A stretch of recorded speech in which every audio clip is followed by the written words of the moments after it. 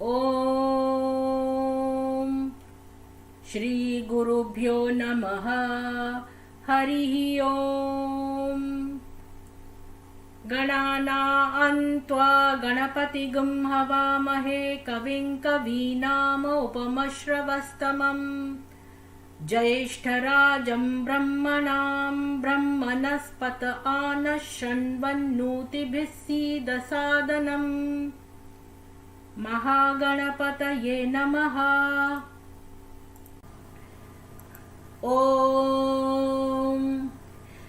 सहना भवतु सहनौ भुनक्तु सह वीर्यं करवावहै तेजस्विनावधीतमस्तु मा विद्विषावहै।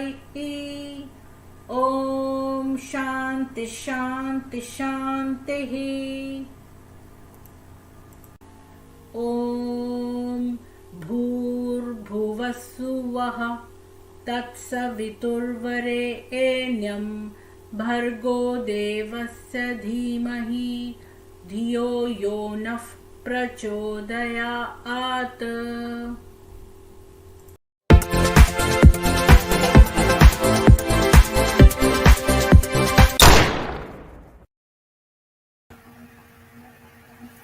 सभी को नमस्ते। आज हमारी मुलाकात नाज़नीन अंसारी जी से होगी, जो अपने आप को सनातनी मुसलमान कहती हैं। मुझे इनके बारे में बहुत ज़्यादा नहीं पता है, पर कि ये हनुमान चालीसा पढ़ती हैं ऐसा मैंने सुना है, तो उन्हीं के मुंह से जानेंगे। मैं उनका वेट कर रही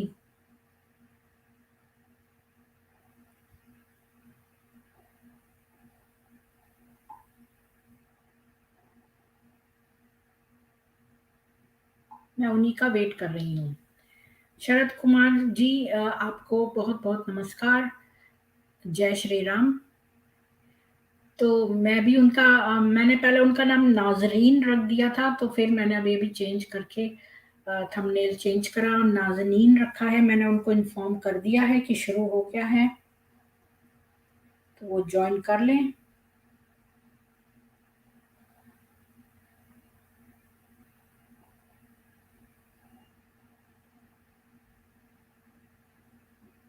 तो मैं उन्हीं का वेट कर रही हूँ। तो इस बीच में आपके कोई बातें हैं तो आप बताइए। अभी फ़िलहाल मैं कुशवाहा जी के चैनल पे गई थी और वहाँ पर रज़ा नाम के एक मुसलमान से मेरी मुलाकात हुई और उसके साथ मेरी डिबेट तय है संडे के दिन, और जिसमें मॉडरेटर बनेंगे कुशवाहा जी। और एक्चुअली में मैंने तो ये वाला टॉपिक रखा है कि मोहम्मद साहब की दयालुता के ऊपर, कि उन्होंने कोई दयालुता का कार्य किया है कि नहीं। तो अब उसने एक शर्त रखी है, क्योंकि वो समझ गया कि मेरे पास जो है वो कई सारी हदीसें हैं मौजूद, जिसमें कि मेरे पास ऐसी-ऐसी हदीसें मौजूद हैं जिसमें मोहम्मद की क्रूरताएँ दी हुई हैं, बल्कि कोई दयालुता नहीं दी हुई। तो उसने फटाफट बात बदल के ये बोला कि वो शिया किताबों से ही डिबेट करेगा। तो मैंने उसको बोला कि मेरे पास शिया किताबें उपलब्ध नहीं हैं आसानी से, तो वो मुझे पीडीएफ, मैंने अपना ईमेल एड्रेस वहीं पर प्राइवेट चैट में दे दिया है, और जो है उसको बोल दिया कि वो मुझे शिया किताबें दे दे, फॉरवर्ड कर दे, तो मैं उनको स्कैन कर लूँगी। तो अब देखते हैं, मुझे लगता नहीं है कि वो ऐसा करेगा। अजय सिंह जी, आपको भी राम राम।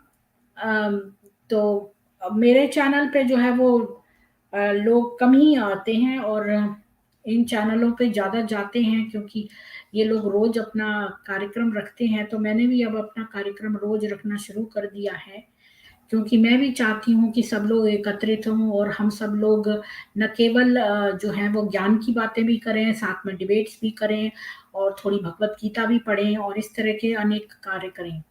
तो मैं अपना, अब चाहे कोई आए या ना आए भगवत गीता में, पर मैं करती ही जाती हूँ, क्योंकि ये मेरा कर्तव्य है। तो मैंने आपको डिबेट के बारे में बता दिया है, जो संडे को है, और तभी सुलेमानी जलेबियों ने भी उसको इनवाइट किया है कि शिया पे ही करेगा वो डिबेट। जी, सच की खोज जी, आपको भी राम राम। दीक्षित प्रोडक्शन जी, सब आपको बड़ा मैंने मिस किया, सुबह से मैंने 2-3 स्ट्रीम्स कर ली हैं, 3 स्ट्रीम्स मेरी हो चुकी हैं और आप तीनों में नहीं थी, तो मुझे लगा कि कहीं आपकी तबीयत ठीक है, क्या बात हो गई? तो एनीवेज़ देख के अच्छा लगा, इसका मतलब आप ठीक-ठाक हैं और पता नहीं कि ये क्यों नहीं आ रही हैं नाज़रीन जी, मैं इनको कॉल कर लेती हूँ।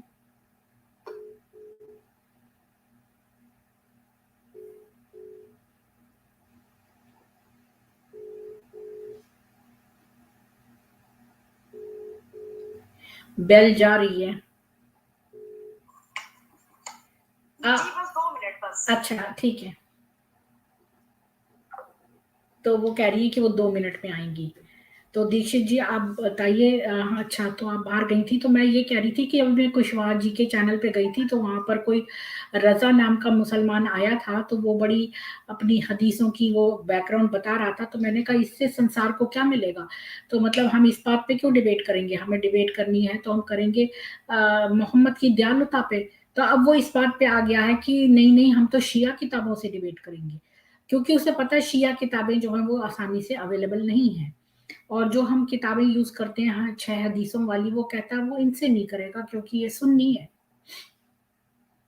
तो अब देखा जाए और हमने उसको ये भी बता दिया है कि जो है ये लोग एग्ज़ाम्पल देते हैं तो एक तो अभी कभी मोहम्मद की दयालुता का एग्ज़ाम्पल माँगो तो ये हमेशा एग्ज़ाम्पल देंगे कि दूसरे लोग जो हैं वो क्या तारीफ़ करते हैं मोहम्मद की एक तो वो बात कहेंगे और फिर ये कहेंगे कि अगर ज़्यादा कुछ पूछो तो फिर कहेंगे कि जो है वो मोहम्मद ने कैसे अपनी बेटी को गले लगाया। ये वाला एग्ज़ाम्पल दे रहा था वो रज़ा कि अपनी बेटी को गले लगाया। अरे! अपनी बेटी को तो हर कोई गले लगाता है, ये कौन-सी बड़ी भारी बात हो गई?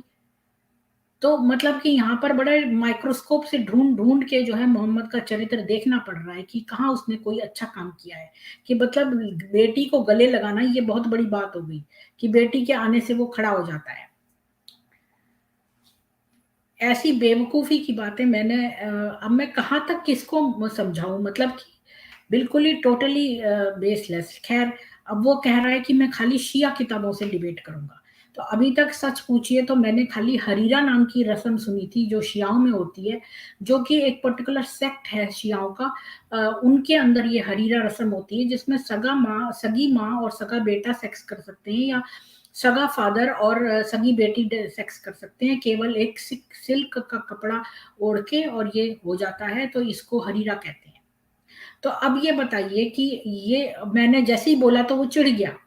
अच्छा मुझे किताबें वो वाली उपलब्ध नहीं है, ये तुफ़ैल चतुर्वेदी ने अपने किसी उसमें कहा था मैंने उनसे माँगी थी किताबें तो उन्होंने कहा ये ईज़िली उपलब्ध नहीं है और किताबों के नाम उन्होंने दे दिए थे। जी, नाज़नीन जी आ चुकी हैं और आपका स्वागत है नाज़नीन जी। मैं आपके विषय में बहुत ज़्यादा नहीं जानती हूँ, पर मैंने सुना है कि आप हनुमान चालीसा वग़ैरह पढ़ती हैं, बस इतना मुझे पता है। पूजा जी के चैनल पे मैंने आपको थोड़ा-सा देखा था, पर अब आपके ही मुँह से सुनना चाहूँगी कि आपके विषय में। आपका बहुत-बहुत स्वागत है हमारे यहाँ। धन्यवाद, जय हिंद।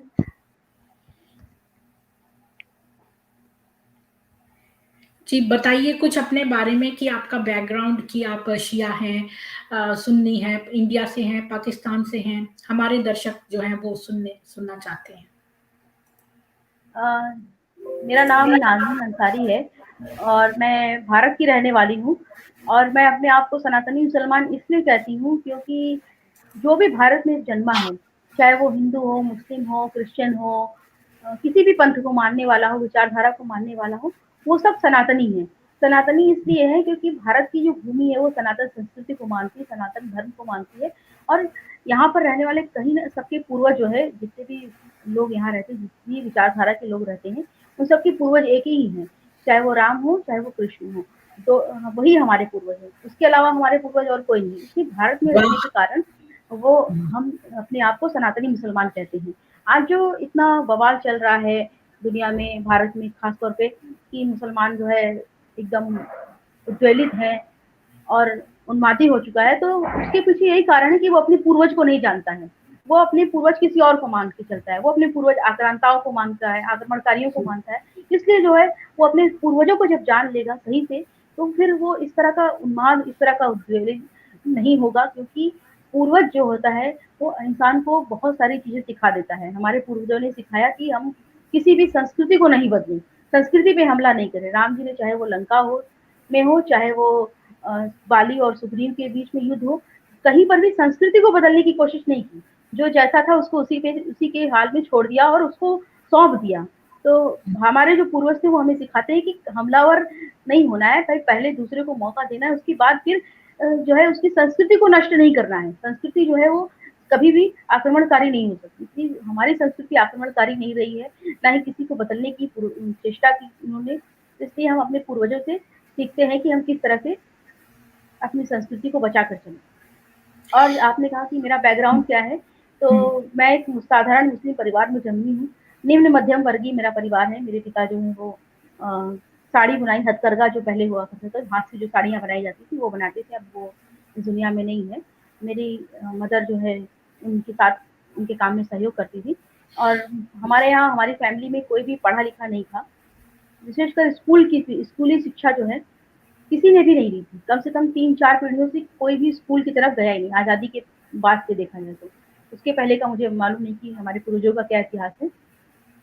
तब से किसी ने भी स्कूल का मुँह नहीं देखा था। फिर अपनी पीढ़ी में मैं पहली ऐसी लड़की हूँ जिसने शिक्षा-दीक्षा ली और आज जो है पोस्ट पीजी कर लिया हमने। और अभी तक में जितने भी बच्चे पढ़ रहे हैं हमारे बाद में हमारे घर में, हमारे नानी के यहाँ, दादी के यहाँ, वो अभी हमारी जो लाइन है उसको क्रॉस नहीं कर पाती हैं। तो कहीं न कहीं उनकी पढ़ाई छूट जा रही है, कुछ न कुछ ऐसा हो जा रहा है उनके साथ। और हमारे घर में जो है पढ़ाई-लिखाई का बहुत माहौल नहीं था। जब मेरा स्कूल में दाखिला हुआ तो उस समय सब घरवालों ने कहा, सब लोगों ने कहा कि लड़की है क्यों इतना पढ़ा-लिखा रहे हैं? तो मेरी माँ ने कहा कि नहीं, आज समय बदल चुका है, लड़की को भी पढ़ाना-लिखाना ज़रूरी है। क्योंकि अगर समय के साथ नहीं चलेंगे तो बहुत सारी चीज़ें इंसान से पीछे छूट जाती हैं। तो फिर 5वीं तक तो मेरे पिताजी जो है वो तैयार थे, पढ़ा-लिखा रहे थे, कहीं की चिट्ठी-पत्री लिखना आ गई। 5वीं कक्षा के बाद मेरे पिताजी ने कहा कि नहीं, अब 5वीं कक्षा तक पढ़ाई जो है वो बहुत होती है लड़कियों के लिए और शिक्षा-दीक्षा मतलब चिट्ठी-पत्री लिखना आ जाता है और उसके बाद तो फिर लड़कियों को चूल्हा-चौका ही करना होता है। इस तरह से फिर 5वीं के बाद मेरे पिताजी ने मना कर दिया। फिर मेरी ज़िद थी कि नहीं, हमें और पढ़ना है, तो माँ ने साथ दिया, माताजी ने साथ दिया और उसके बाद हम जो है 8वीं तक पढ़ाई की और उसके बाद माताजी ने भी कहा कि नहीं, अब इसके आगे हम हमारी इतनी अच्छी स्थिति नहीं कि हम तुम्हें पढ़ा-लिखा सकें, इसके आगे हम नहीं पढ़ा सकते। फिर उसके बाद से हमारे जो गुरुजी हैं उन्होंने हमारी पर गवर्नमेंट पढ़ाई-लिखाई की। शिक्षा तो मुफ़्त है। इंडिया में गवर्नमेंट शिक्षा जो गवर्नमेंट हाँ, स्कूल्स में तो मुफ़्त है। नहीं, उस वक़्त की बात है जब गवर्नमेंट शिक्षा मुफ्त नहीं थी, उस वक़्त अच्छा, की बात है। जी। और शिक्षा गवर्नमेंट शिक्षा तो इधर 10 सालों से जो है मुफ्त हुई है, 10-11 सालों से। उस समय की बात है जब गवर्नमेंट शिक्षा मुफ्त नहीं हुआ करती थी। उसके बाद फिर हमारे गुरुजी ने हमको पीजी कराया और 12वीं कक्षा से हम लोगों ने समाज सेवा से जुड़ गई मैं। समाज का काम, समाज की महिलाओं के साथ काम करना, उनके अधिकारों के लिए बातें करना, ये सारी चीज़ें हम लोग ने इंटरमीडिएट के बाद से शुरू कर दी थी, विशेषकर महिला सशक्तिकरण पे। फिर संकट मोचन में सन 2006 में जब बम ब्लास्ट हुआ, उस समय में बनारस की स्थिति बड़ी गंभीर थी कि सबको लग रहा था कि जब मंदिर में बम फोड़ा गया है, यहाँ का प्रसिद्ध मंदिर है संकट मोचन मंदिर, जहाँ पर ये कहा जाता है कि गोस्वामी तुलसीदास जी को हनुमान जी ने साक्षात दर्शन दिए थे और जो वहाँ पे मूर्ति है वो बनाई हुई मूर्ति नहीं है, वो स्वयं प्रकट हुई मूर्ति, गोबर और सिंदूर से बनाई, ऐसा कहा जाता है। वहाँ पे हनुमान जी ने गोस्वामी तुलसीदास जी को दर्शन दिया था। तो उस प्रसिद्ध मंदिर में उस ऐसी पवित्र जगह पर बम ब्लास्ट हुआ तो सबको ये लग रहा था कि अगर वहाँ पे बम ब्लास्ट हुआ है तो वहाँ पे ज़रूर मुस्लिमों ने ही किया होगा और बनारस में स्थिति बड़ी सब लोग एक दूसरे को शक की नज़र से देख रहे थे। उस समय हम लोगों ने फैसला किया कि अगर बनारस में दंगा होता है तो सबकी जान जाती है, खास तौर पे बेकसूरों की। जो कसूरवार होते हैं वो तो बैठे ही रह जाते हैं, वो कहीं न कहीं पकड़े ही नहीं जाते, अपराधी नहीं। बेकसूर लोगों की जान चली जाती है। बेकसूरों का नुकसान होता है, खास तौर पे महिलाओं और बच्चों का। तो हम लोगों ने 70 की संख्या में हम लोगों ने मुस्लिम महिलाओं ने बैठक करके फैसला लिया कि हम लोग संकट मोचन मंदिर में जाएँगे, वहाँ पर सामूहिक रूप से हनुमान चालीसा का गान करेंगे और चरणामृत लेंगे, फिर वहाँ से चले आएँगे। तो फिर हम लोग जब वहाँ पर पहुँचे तो हम लोगों को गेट पे ही रोक दिया गया क्योंकि सुरक्षा थी और सुरक्षा के कारण फिर वहाँ के महंत जी आए और वो हम लोगों को अंदर ले गए। उस समय हम लोगों ने सामूहिक रूप से हनुमान चालीसा का पाठ किया और सबको ये लग रहा था कि पता नहीं ये बुर्काधारी जो महिलाएँ हैं, ये मुस्लिम है भी या नहीं है। और उसके बाद जो समाज की स्थिति बदली, जो हम लोगों ने सामना किया, वो बिल्कुल अलग-अलग तरीके से चीज़ें आने लगी कि मुस्लिम समाज में किस तरह से चीज़ों को देखा जाता है, किस तरह से लोग जो है कट्टर होते हैं। कट्टरता जो है आप तब हम लोगों के वाराणसी की धीरे-धीरे हैं? सामने आने लगी। आप जी, मैं वाराणसी वाराणसी की की हैं? रहने अच्छा। जी, और आप लोग कितने भाई-बहन हैं? 2 भाई-बहन हैं, मतलब 1 आपके भाई, 1 बहन। अच्छा, और आपकी मैरिज हो गई है? नहीं, मैंने अभी शादी नहीं की और मेरा जीवन जो है समाज सेवा को, राष्ट्र सेवा को समर्पित है। अच्छा। फिर क्या हुआ? फिर उसके बाद जो है हम लोगों ने जो मुस्लिम समाज का कट्टरता भरा चेहरा था, तब से हमने फेस करना शुरू किया। उसके बाद फ़तवे आने लगी कि ये जो मुस्लिम महिलाएँ थीं, ये जो है अब मुस्लिम नहीं रही, इनके इस्लाम से खारिज हो जाती हैं। जबकि उसके कुछ दिन पहले ही बनारस के शहर मुफ्ती वहाँ जाकर के संकट मोचन मंदिर में जाकर के चरणामृत लेकर के आए थे। मगर उन पर कोई बात नहीं हुई, ना ही उनके ऊपर कोई इस तरह का फ़तवा आया, कुछ भी नहीं आया। जैसे ही महिलाओं की बात आती है, इन्होंने फ़तवा जारी कर दिया कि महिलाएँ जो हैं मुस्लिम नहीं रही। तो फिर हम लोगों को बड़ा आश्चर्य लगा, खासतौर पे हमें आश्चर्य लगा क्योंकि हमारे जो मोहल्ला है वो मिश्रित मोहल्ला था, हिंदू-मुस्लिम मिक्स मोहल्ला था, तो ऐसा नहीं लगता था कि जैसे इतना भेदभाव होता है या फिर लोग जाते हैं, घूमने के लिए जाते हैं, मंदिर में जाना कर के हनुमान चालीसा पढ़ना, इतनी कौन-सी बहुत इस्लामिक कट्टरपंथियों के लिए कौन-सी ऐसी बड़ी बात होगी। और लोग आकर के हमारे घर पे भी समझाने लगे, जो तुमने किया है उसके लिए तौबा कर लो, ये कर लो, वो कर लो। तो मुझे लगा कि हमने गलत ऐसा क्या कर दिया? हमने जाके वहाँ पे हनुमान चालीसा ही तो पढ़ा। तब मुझे लगा कि इन्होंने जो उर्दू और अरबी की पढ़ाई की है, उसके कारण ये नहीं जान नहीं पाते कि हनुमान चालीसा में क्या लिखा है। ना ही कभी इन्होंने हनुमान चालीसा या तमाम और धार्मिक ग्रंथों को रामचरितमानस हो या अ, गीता हो या फिर कुछ भी ऐसा धार्मिक ग्रंथ दुर्गा चालीसा हो, इसको पढ़ करके जानने की कोशिश की कि इसमें क्या लिखा हुआ है। इनको लगता अच्छा, है कि जो अभी तक आपने क्या-क्या पढ़ा है? मतलब आप क्या न मदरसा में गई थी बचपन में? जी, हमने मदरसे से पढ़ाई की है। उसके बाद अच्छा, हमने बीएचयू से पीजी किया है, एमए इन कॉन्फ्लिक्ट अच्छा। मैनेजमेंट में और और अरबी भी पढ़ाई आपने की है जैसा नमाज़ पढ़ती हैं आप 5 वक़्त नमाज़ पढ़ती हैं? जी, पढ़ती थी मगर अभी हमने शेड्यूल बंद कर कभी-कभी चेंज भी हो जाता है। जी। अच्छा, आपने सनातन के कौन-कौन से ग्रंथ पढ़े हैं? सनातन धर्म के? अ, देखिए जैसा रामचरितमानस हम लोग उसको देखते चले आ रहे हैं, सुनते चले आ रहे हैं, पढ़ते चले आ रहे हैं और जो दुर्गा चालीसा है, हनुमान चालीसा है, दुर्गा सप्तशती है, ये सारी चीज़ें हम लोगों को है पढ़ते रहते हैं, जानते रहते हैं। तो आप कहती हैं हम लोग पढ़ते रहते थे, तो हम लोग में कौन-कौन हैं जो पढ़ते थे? और ये आपने कैसे शुरू किया? आपको इसमें इंटरेस्ट कैसे आया? हम लोग भी मतलब जो हमारा समूह है, खास तौर पे मेरे साथ जो कुछ मुस्लिम महिलाएँ जुड़ी हुई हैं, वो अच्छा, और हमारे साथ 1-2 और बहनें जो हैं वो, हम लोग मिल कर के सामूहिक रूप से इसको पढ़ते हैं। इसलिए पढ़ते हैं क्योंकि लोग ये जाने कि किसी भी मज़हब में, खासतौर से धार्मिक ग्रंथों में, किसी भी धर्म के विरुद्ध नहीं लिखा हुआ है। उसमें सिर्फ़ ईश्वर की बड़ाई लिखी हुई है, उसमें ईश्वर की तारीफ़ लिखी हुई है। और जी। रामचरितमानस में राम जी के बारे में लिखा हुआ है, जन्म से लेकर के किस तरह से उन्होंने लंका विजय किया, सारी चीज़ें। तो अब इसके बारे में जानने का जो शौक था, वो मुझे बचपन से जो धार्मिक सीरियल आते थे पहले, रामायण आता था और जय हनुमान आता था, ये सब हम लोग बहुत चाव से देखते थे। तब कोई ऐसा घर में मनाही नहीं हुआ करती थी कि हाँ, ये नहीं देखना है, ऐसा है, वैसा है। और फिर उसके बाद जब संकट मोचन में हम लोगों ने हनुमान चालीसा का पाठ किया, तब हमें जो है ये लगा कि हनुमान चालीसा को हमें उर्दू में लिपिबद्ध करना चाहिए ताकि जो महिलाएँ, जो औरतें हिंदी पढ़ना नहीं जानती हैं, वो उर्दू में उसको पढ़ें और जानें कि उसमें क्या लिखा हुआ है। तो और उस सबसे समय पहले जो हम आपको ये कहाँ से मतलब इंटरेस्ट आया कि ये विचार कहाँ से आया और तब आप कितने साल की थीं और क्या आपकी माताजी भी इसमें आपके साथ थीं? किस चीज़ का विचार? मतलब ये विचार कि हिंदू ग्रंथों को पढ़ा जाए, ये विचार आपको कब आया?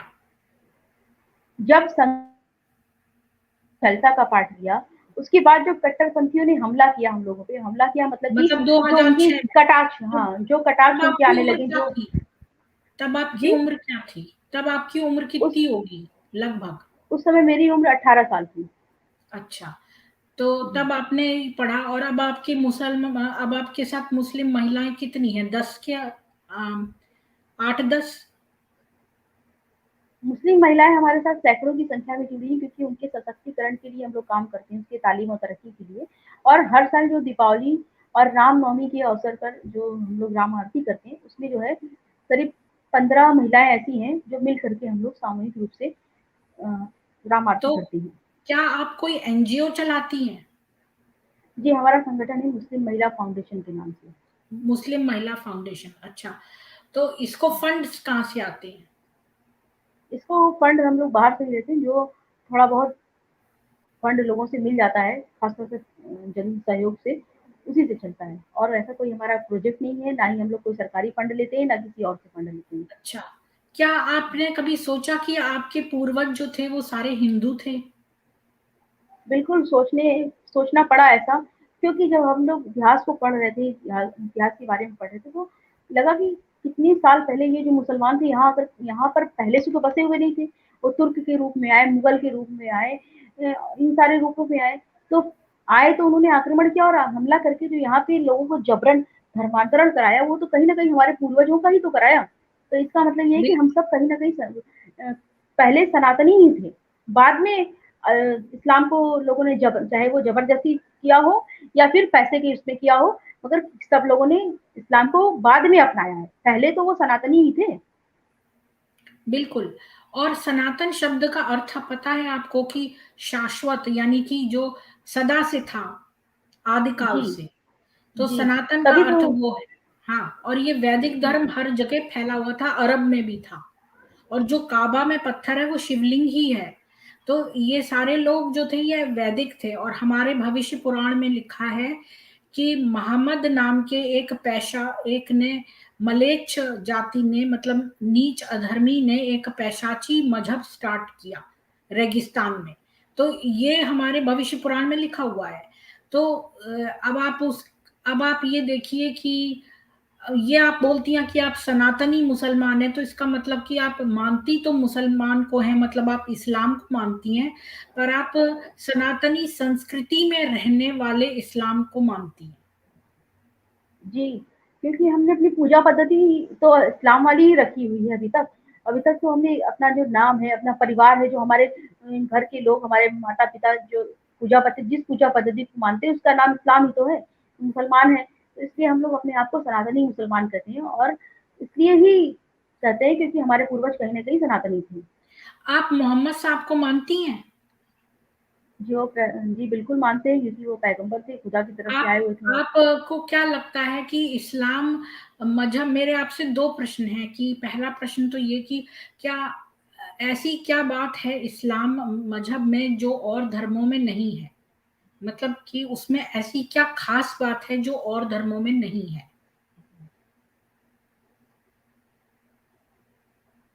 ये मेरा पहला ऐसी क्या प्रश्न है। जी। हाँ, कि ऐसी क्या बात आपको लगती है खास इस्लाम में, जो आपको लगता है कि सनातन धर्म में या ईसाई मत में या किसी और भी धर्म में नहीं है? कि ऐसी विशेष बात कोई जो इस्लाम को बड़ी खसूसियत देती है, बड़ी खास बनाती है? देखिए, जहाँ से इस्लाम आया, वहाँ के हिसाब से अगर देखा जाए तो इस्लाम में ख़ासियत ये थी कि उस समय ये कहा जाता है कि वहाँ पर लड़कियों को ज़िंदा दफ़न कर दिया जाता था और तमाम तरह की बुराइयाँ थी जो वहाँ पर पनपने लगी थी। लोग आपस में झगड़ते थे, कबीलाई जो प्रथा थी वहाँ चल रही थी, ये सारी चीज़ें थी। तो उस समय में जब पैगंबर आए तो वहाँ पर जो चीज़ें परिवर्तित हुई, बदलाव आया और महिलाओं को लेकर के जो उन्होंने कहा कि माँ के कदमों तले जन्नत है।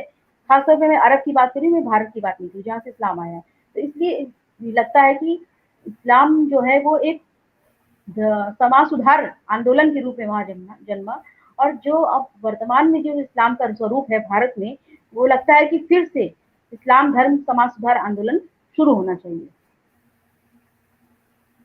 अच्छा, तो आपको मौलवियों, जो आप मदरसा जाती थी तो आपको वहाँ पर लोगों ने, चूँकि वो लोग मीठी-मीठी बातें सुनाते ही हैं, नहीं नहीं तो उनका बिज़नेस कैसे चलेगा? अगर मौलवी वगैरह को सबको सच पता है, लेकिन वो इसलिए नहीं बताते क्योंकि वो अपने पेट पर कौन लात मारेगा?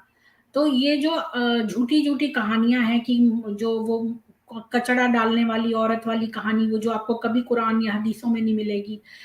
फिर ये जो कहानी कि अरब में लोग महिलाओं को, बच्चों को मार देते थे, ये कहानी भी झूठी है। मैं आपको बताती हूँ कैसी, क्योंकि एक दिन बैठ के मैंने पूरा टाइम यही रिसर्च करा। क्योंकि मेरे पिताजी जो थे ना वो बचपन में मदरसे जाते थे और मेरी माँ हिंदू थी, शिव भक्त थी। तो मैंने जो है वो कभी भी मैं ईसाई स्कूल में जाती थी, मैं तो ईसाई धर्म मानने लगी थी। अब मैं सनातन में वापस आई हूँ, सनातन धर्म में। तो मैं कोई भी बात किसी की नहीं मानती, मैं तो खुद उसकी रिसर्च करती हूँ, किताबें खोल के खुद पढ़ती हूँ, तब मैं मानती हूँ। लोगों की सुनी सुनाई बातों पर विश्वास नहीं करती हूँ। तो मैंने जो है एक दिन इसी बात पर बहुत पूरा दिन लगाया ये सर्च करने में कि आखिर वो कौन सी, कोई पेपर्स तो लिखे गए होंगे, रिसर्च आर्टिकल्स की अरब में बच्चों को दफना देते थे।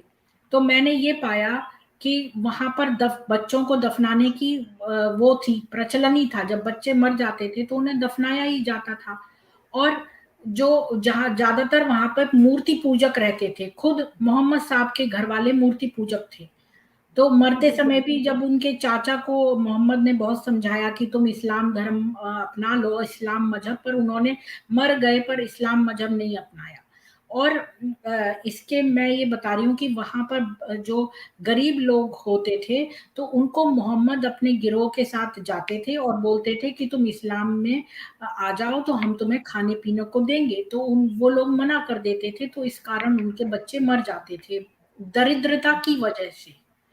ना कि वो कोई अपने बच्चों को नहीं मारता था, कोई अपनी लड़कियों को नहीं मारता था। ये सब झूठी बातें हैं। खदीजा तो इतनी बिजनेस वूमन थी, इतनी सारी महिलाएं वहां पर बिजनेस कर रही थी। उम्म किरफा थी, और जिसकी बेटी सलीमा थी वो भी उस कबीले की सरदार थी। ऐसे बहुत सारी युवतियां जो थी, यहाँ तक कि अल्लाह की 3 बेटियां थी। जब मोहम्मद साहब ने पैगंबर नहीं बने थे, वहां पर अल्लाह की 3 बेटियां थी जिनका नाम था लत, लत, उजा और मनत। ये अल्लाह की 3 बेटियां थी। इसके अलावा भी कई पैगंबर अपने आप को बोलने वाले वहां घूम रहे थे जो लोगों का कत्ल नहीं करते थे, पर मोहम्मद में ये खास बात थी कि वो जो उनकी बात न माने उनका कत्ल करवा देता था। इस तरह उसने धीरे धीरे अपना गिरोह बढ़ाया और इतने सालों में केवल 80 अनुयायी उसके बने। अब मैं आपको सच्चाई बताती हूँ, सच्चाई ये थी, और ये मैंने रिसर्च करी हुई है, आपको मैं जो है खोल के दिखा दूंगी। रिसर्च केवल 4 उदाहरण हैं ऐसे बच्चों के जो कि गरीबी के कारण मर गए, और उनमें लड़के भी मरे और बेटियां भी मरी। तो इन लोगों ने कहना शुरू कर दिया कि भाई देखो ये अपनी बेटियों को गाड़ देते हैं। दरअसल में ये इनकी नजर उनकी बेटियों पर थी, क्योंकि ये लोग जो है ना उस समय जो है वो स्लेव्स बनाते थे। तो ये जो लड़कियों के साथ, छोटी छोटी लड़कियों के साथ यौन शोषण करते थे। अब आयशा भी तो थी, 9 साल की बच्ची, जिसके साथ 6 साल की उम्र में मोहम्मद साहब ने शादी कर ली और फिर 9 साल में उसके साथ जो है वो कंजुमेट किया शादी। और इसकी हदीसें जो है वो खुद आयशा बोल रही है उन हदीसों में कि मेरी शादी ऐसे ऐसे हुई जब मैं 6 साल की थी। एनीवेज, तो मैं ये बता रही हूँ कि वो जो बच्चे थे वो अपने आप दरिद्रता की वजह से मर जाते थे, और ये लोग बोलते थे कि देखो वहां पर अरब में गाड़ देते हैं बच्चों को। और जब मुसलमान लोग कोई मरते हैं तो ये लोग बोलते हैं अल्लाह आपकी परीक्षा ले रहा है। ये दो तरफा दोगली बातें हैं।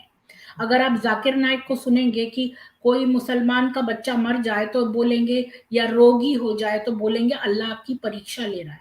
अगर काफिर का बच्चा मरे तो बोलेंगे इसने अपने बच्चे को मार दिया। ये दो तरफा बातें हैं।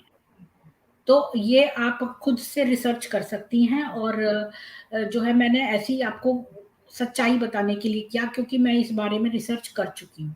तो ये बिल्कुल झूठी बात है। जी, देखिए आप जो भी रिसर्च आपने किया है, जहाँ से भी किया है, तो मेरा ये कहना है कि आप वो जो सारे जो डॉक्यूमेंट्स हैं या बुक्स हैं, उसको अवेलेबल कराइए ताकि और लोग भी देख सकें, हम जैसे लोग भी उसको पढ़ें कि जी, क्या लिखा हुआ है। बिल्कुल, बिल्कुल। जानना ज़रूरी है। और हाँ, रहा सवाल कि अ, झूठी-झूठी कहानियों का, तो देखिए ये जो एम्पायर खड़ा करना था तो उसके लिए कुछ ना कुछ तो उनको चाहिए था कि वे जी, कैसे अपने राजा की, कैसे अपने शासक की बड़ाई करेंगे।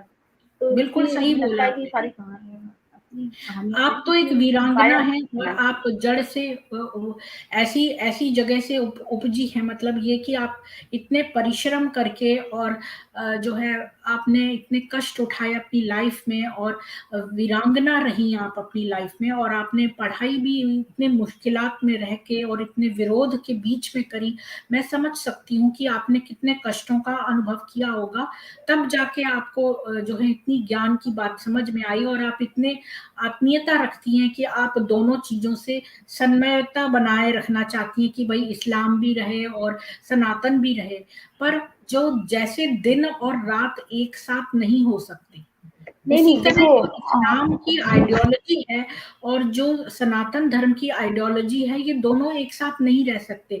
आप ये नहीं कह सकती लाओ मैं मिठाई भी खा लूं और विष का एक बूंद ले लूं, ऐसा नहीं नहीं, हो नहीं, सकता। देखिए देखिए ये हमने नहीं कहा कि हमने दोनों को कर रखना चाहते हैं, मगर है बात ये है कि जो भी लोग जिस देश में रहते हैं, वहाँ की संस्कृति को मानते हैं। चाहे आप देख लीजिए इंडोनेशिया के हों, अरब के हाँ, लोग हों, अरब की हाँ। संस्कृति को मानते हैं।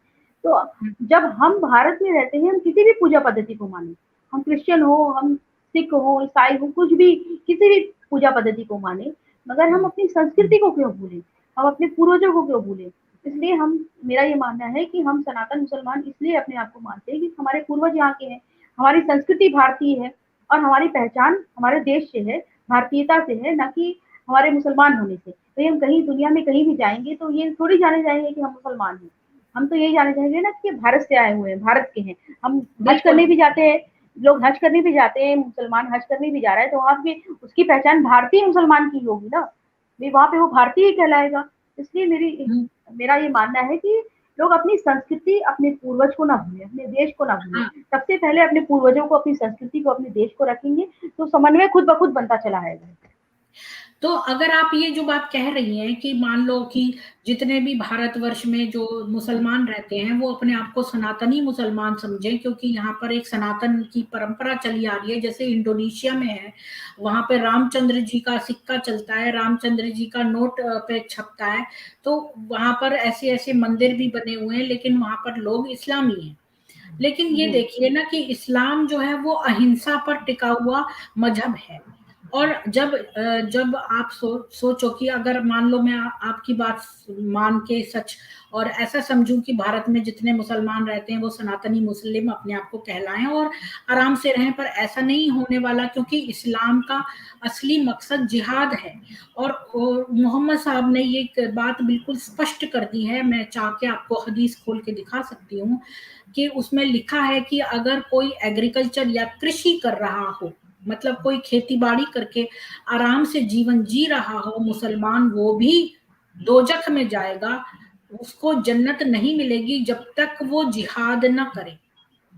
तो देखिए, जिहाद है वो इस बात पे सबसे मैं एग्री नहीं करती हूँ जी, इस बात में मेरा एग्री नहीं है क्योंकि इंसान जो है, वो मज़हब से ज़्यादा अपने कर्मों से जाना जाता है। हम मुसलमान हैं इसका मतलब ये थोड़ी है कि हम जन्नत पहुँच जाएँगे, नहीं मुसलमान शराबी है, आतंकवादी है, बलात्कारी है, चोर है, डकैत है या फिर किसी का कत्ल कर रहा है, हत्यारा है, तो क्या वो जन्नत में चला जाएगा? भई उसके कर्म हाँ, तो वो जोड़े सबसे पहले जाएँगे ना जाएगा, बिल्कुल, वो उसको सबसे ऊंची पहले जन्नत मिलेगी।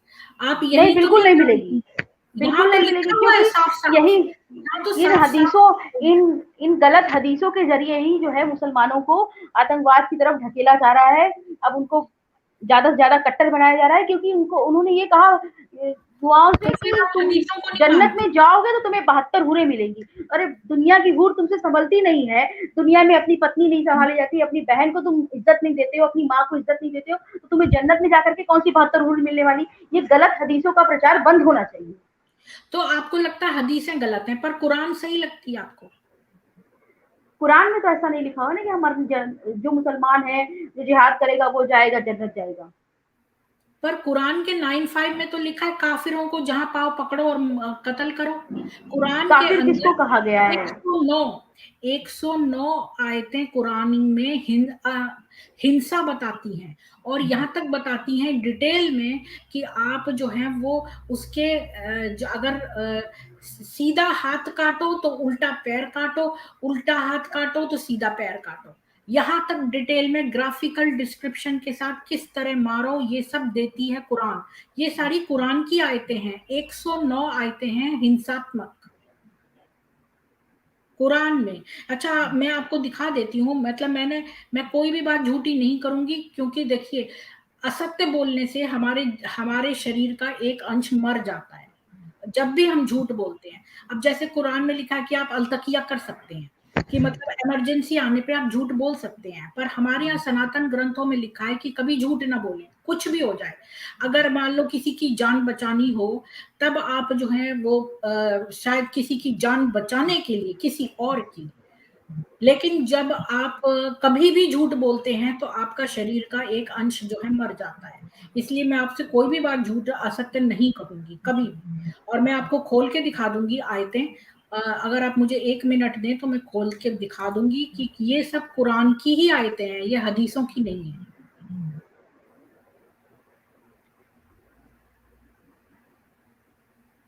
तो और आपको कुरान में क्या चीज पसंद आई?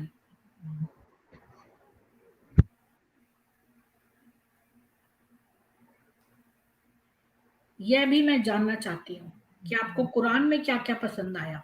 क्योंकि आपके विचार बहुत अच्छे हैं और बिल्कुल आप सनातनी जैसी हैं। तो फिर मुझे नहीं समझ में आता कि आप क्यों उसमें जो है आपको कौन-सी चीज़ है जो इस्लाम में बाध्य कर रही है रुकने के लिए? ये बात नहीं मुझे देखिए, समझ में। इस्लाम में बाध्य मुझे कुछ भी ऐसा नहीं कर रहा है कि मुझे इस्लाम धर्म को या इस्लाम पंथ को मानने के लिए मुझे बाध्यता हो। बाध्यता नहीं है, ये सिर्फ़ उन लोगों के लिए ख़ास तौर पे मैं कहूँगी कि उन लोगों के लिए है, जो ये कहते हैं कि अरे ये देखो ये तो हिंदू बन गई, ये तो ऐसी थी, ये तो वैसी थी, दुनिया पहले भर की तो बातें उसको क्या, कहेंगे। आपका जन्म देखिए तो अकेले और हुआ है ना, आप तो दुनिया में फिर अकेले आई हैं, अकेले ही जाएँगी, जी, मैं भी अकेले फिर आई हूँ। मेरे माँ जी, जी, बिल्कुल मेरे माता-पिता जो हैं वो इस्लाम पंथ को मानते हैं, तो फिर मैं ये कैसे कह सकती हूँ कि मैं उनको बदल दूँ? मैं अपने आप को बदल सकती हूँ ना। तो फिर हुँ, जब हो सकता है कि आने वाले समय में देखा जाएगा कि क्या कर सकते हैं, क्या नहीं। अभी तो हमारा बहुत सारी चीज़ें चल रही हैं, बहुत सारे आंदोलन चल रहे हैं और समय के साथ-साथ सारी चीज़ें समय-समय पर होती रहती हैं, चाहे वो कोई भी आंदोलन हो। महिलाओं को लेकर के आंदोलन हो या किसी भी चीज़ को लेकर के हो, तो वो समय-समय पर होती रहती है। तो हो सकता है कि आने वाले समय में भी ये सारी चीज़ें परिवर्तित हो जाएँ। जी, अब ये देखिए कुरान तो परिवर्तित नहीं होगी। ये कुरान की देखिए ऐसा आइडियोलॉज़ी, नहीं है, ऐसा देखिए नहीं मैं कि कुरान इसको और परिवर्तित थोड़ा नहीं बड़ा कर होगी। देती हूँ क्योंकि कुरान में है ही कि दारुल हरब से दारुल इस्लाम बनाना है और गज़वाए हिंद लिखा ही है। तो आप चाहे कितना भी सनातनी मुस्लिम कहें या 95% सनातनी और देखिए 5% इस्लाम कहें, कुछ भी। देखिए कुरान की 244, 2216, कुरान 356, कुरान देखिए देखिए 3151, प्रीति जी ये सारी आयतें देखिए हैं। हाँ, ये मैं आपको जो भी बोलेंगी वो पढ़ के सुना दूँगी। जो मैंने पीली हाइलाइट इसलिए करी है क्योंकि किसी ने एक बार मुझसे कहा था भई हमें खाली 4-5 दे दो, तो मैंने वो वाली हाइलाइट कर दी। तो अब जो जोन-सी भी आप कहेंगी, क्योंकि इतनी सारी तो मैं पढ़ के नहीं सुनाऊँगी, पर ये सारी आयतें जो हैं ये हिंसात्मक आयतें हैं और ये सारी कुरान की हैं, ना कि हदीसों की। देखिए प्रीति जी ऐसा है ना कि आज के समय में अगर कुरान की बात की जाए, तो कुरान के जो मायने हैं, जो अर्थ बताया जा रहा है या कुरान को जो प्रस्तुत किया जा रहा है, वो अलग-अलग जो 72-73 वो अच्छा, मैं एक बात और कहना चाहती हूँ आपसे। मैं आपसे ये कहना चाहती हूँ कि जो 72 फ़िरके आप कह रही हैं, उनकी जो आपस में वो है, जो लड़ाई है वो हदीसों पे है, कुरान पे नहीं है। लगता है आपका नेटवर्क खराब हो गया है, तो आ नहीं रहा ठीक से।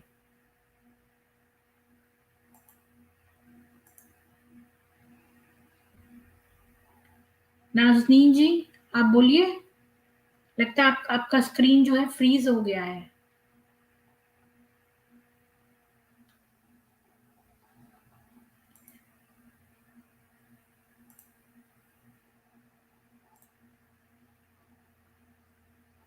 लगता है नाज़नीन जी का वो खराब हो गया है, तो वो ड्रॉप हो गई हैं।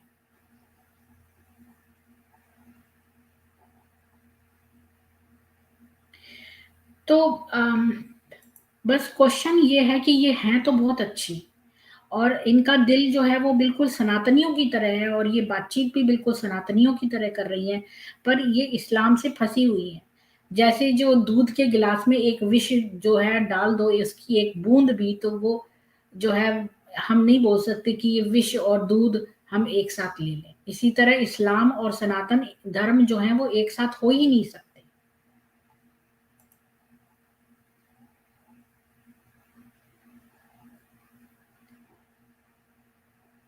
तो मैं यहाँ पर कुछ कमेंट्स ले लेती हूँ, क्योंकि नाज़नीन जी थोड़ी उनके नेटवर्क में प्रॉब्लम आ रही है। तो वंश वृद्धि की टेक्नोलॉजी, बिल्कुल। देखो कि आप प्रीति जी को शियाओं से हाँ, मेरा संडे को है शियाओं जी के साथ। सनातन मुस्लिम सिस्टर को भी बोलना दो। हाँ जी, हरप्रीत सिंह जी, बात यह है कि मेरे को गाइड करना पड़ता है कि किस डायरेक्शन में जाए, क्योंकि हमारा बेसिक एम है इन बहन को जो है हम सेव करें। ये बहुत अच्छी हैं, सनातनी हैं। जी, आ गई हैं वो। तो नाज़नीन जी, आपका नेटवर्क खराब होने की वजह से आप ड्रॉप हो गई थी लगता है। जी, जी, जी। तो वेलकम बैक। तो जो मैं आपको वो दिखा रही थी ना, हदीस जो कुरान की आयतें हैं वो हदीसों की नहीं है, और जो फिरके इतने सारे बटे हुए हैं जिनके अपने अपने विचार हैं, वो एक्चुअली जो उनके विचार हैं वो विरुद्ध हदीसों पे आते हैं। कुरान पर सब एक मत है, और ये जितनी भी मैंने आयतें दिखाई हैं ये सब कुरान की हैं, हदीसों की नहीं है। देखिए, हमने हदीसों की बात नहीं की, हमने फिर पहले भी कहा हदीसें तो सबकी अपनी-अपनी अलग-अलग, बुखारी शरीफ है, तमाम चीज़ें, तमाम अलग-अलग हदीसें भी इन्होंने बना के रखी है। और जो ये बार-बार शरिया कानून करते रहते हैं, वो इसलिए करते हैं कि कानून को भी अपने हिसाब से हर चीज़ को लिख के प्रस्तुत कर दें। अब कुरान में तो 3 तलाक का ज़िक्र नहीं है कि एक बार में आप जो है इंस्टेंट 3 तलाक दे दें। तो फिर ये इंस्टेंट 3 तलाक कहाँ से आ गया? ये तो इन्होंने ही पैदा किया ना। इन्होंने ही पैदा किया। तो जब ये कुरान में कुरान में लिखा है नहीं ना, मौजूद था, तो आप फिर ये कहाँ 2-2 से आ गया? 4-4 आप 2-2 3-3 4-4 बीवियाँ रख सकते हैं। तो जो खाली कुरान को मानते हैं, जो जैसे जय देवी ने अपने उसमें बताया था कि जिन महोदय से उनकी शादी होने वाली थी, वो कहने लगे कि हम तो ग्रुप सेक्स करते हैं। तो जब हम अब 4-4 बीवियाँ रखेंगे, साथ में सबके साथ एक साथ सेक्स होगा, तो वो कुरान की आयत को इस प्रकार से लेते हैं, 2-2 3-3 4-4 बीवियाँ रख सकते हैं, मतलब ग्रुप सेक्स हो रहा है। तो ये जो कुरान की आयतें बहुत अच्छी नहीं हैं नाज़नीन जी, मैं आपको बताने की कोशिश कर रही हूँ कि 109 आयतें हैं जिनमें की हिंसा भरी हुई है बहुत तरह से। तो जो अगर हमारी पवित्र किताब हो, अगर उसमें इतनी हिंसा लिखी हो, तो उसमें हमें सीखने को क्या मिल रहा है? उसमें सीखने को कुछ नहीं मिल रहा। जो अगर हमारे जो खुद सिगरेट पीता हो, वो क्या दूसरों को बता सकता है कि आप सिगरेट ना पिएँ? ऐसा नहीं हो सकता। अच्छा, प्रीति जी, आप बताइए, आपने क्या अरबी में कुरान पढ़ा है? अरबी अरबी की आपको मायने अरबी में तो पता है आप वो सारे? पढ़ेंगी ना, तो अगर कल छोड़ने वाली होंगी उर्दू पढ़कर, तो आज छोड़ देंगी अरबी पढ़कर। मेरे पास अरबी अरबी और में तो उर्दू इतनी और हिंदी, गंदगी दी हुई है। तीनों में कुरान है, मेरे पास है, जी, जी। तीनों में, और उसको मैं बीच-बीच में पढ़ती भी रहती हूँ। हाँ, तो इसलिए तो हमने उसको कहा कि पढ़ते उसके हैं जो 9-5। मीनिंग्स है, उसके जो हाँ, मीनिंग्स है ना, वो अलग-अलग तरीके से प्रस्तुत किए जा रहे हैं। अब जैसे हाँ, सूरह निसा में जो है वो महिलाओं को, किसी-किसी कुरान में लिखा हुआ है कि महिलाओं को जो है अपनी पति की नहीं बात मानने में पीटा जाना चाहिए। क्या कोई ईश्वर किसी स्त्री को मारने की बात कर सकता है, वो भी अपने पति के द्वारा? भई स्त्री और पुरुष 2 नहीं, ही चीज़ें तो ईश्वर ने बनाई, और आपको नर और यकीन मादा नहीं 2 ही होगा। चीज़ें ना बनाई। तो कोई ईश्वर ये बिल्कुल बात सही। कह सकता है कि स्त्री को पीटा जाना चाहिए? बिल्कुल नहीं, क्योंकि ये कुरान कोई आसमानी किताब नहीं है कि जिसको लोग आज कहते हैं, और इन्होंने अलग-अलग समय पे उसको अलग-अलग तरीके से प्रस्तुत भी किया है। ठीक है।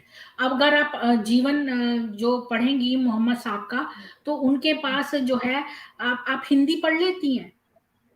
जी, बिल्कुल हिंदी पढ़ लेती हूँ अच्छे से, बहुत।